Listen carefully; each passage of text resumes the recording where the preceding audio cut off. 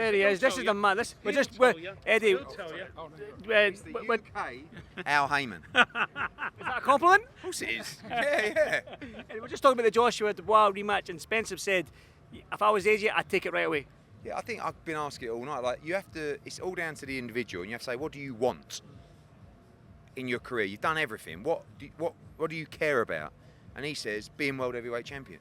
So as Spence knows, you can't just wait for a make-believe opportunity that might pop up in a year or might pop up. Like, it's on a plate for him in February. I know it's dangerous. I know it's risky, but that's boxing, isn't it? I mean, and for AJ, having that opportunity on a plate, it's going to be very difficult for him to turn down.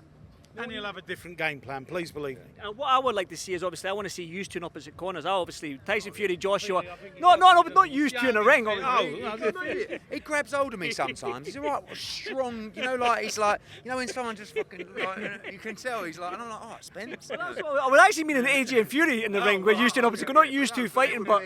It would, look, I can tell what Fury means to him because I see, sat next to him in the Usyk fight. Yeah, exactly the same, and it's very personal.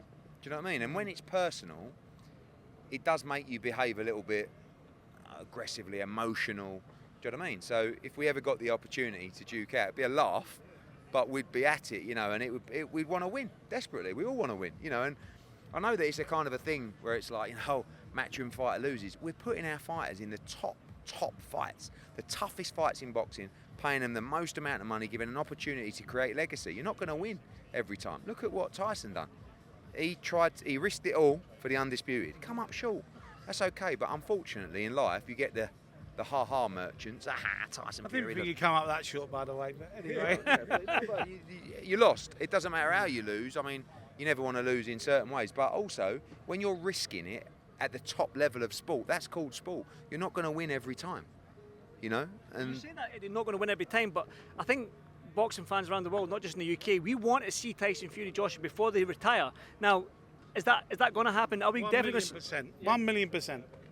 Ask him. Yeah. It's going to happen. I think, for me, hearing what Tyson said the other day was very encouraging because he said, look, it don't matter if I'm 50, I'm still fighting AJ. And it's good that he's still got that appetite to carry on because they're both running out of time, aren't they? I mean, they're whether they've got 2 fights or 5 fights, you just don't know. But it would be an awful shame if they never fought. Hopefully, I mean, imagine if Fury could do the business in December and then AJ beats Dubois.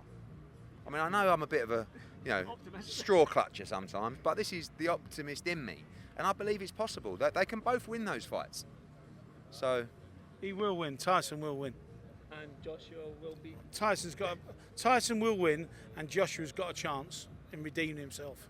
Don't write him off. We've written him off before. We wrote him off against the little fat man, Ruiz, and look what happened. But I know it weren't that great a fight the second one, but he still won it. He came back and won it. Don't write him off.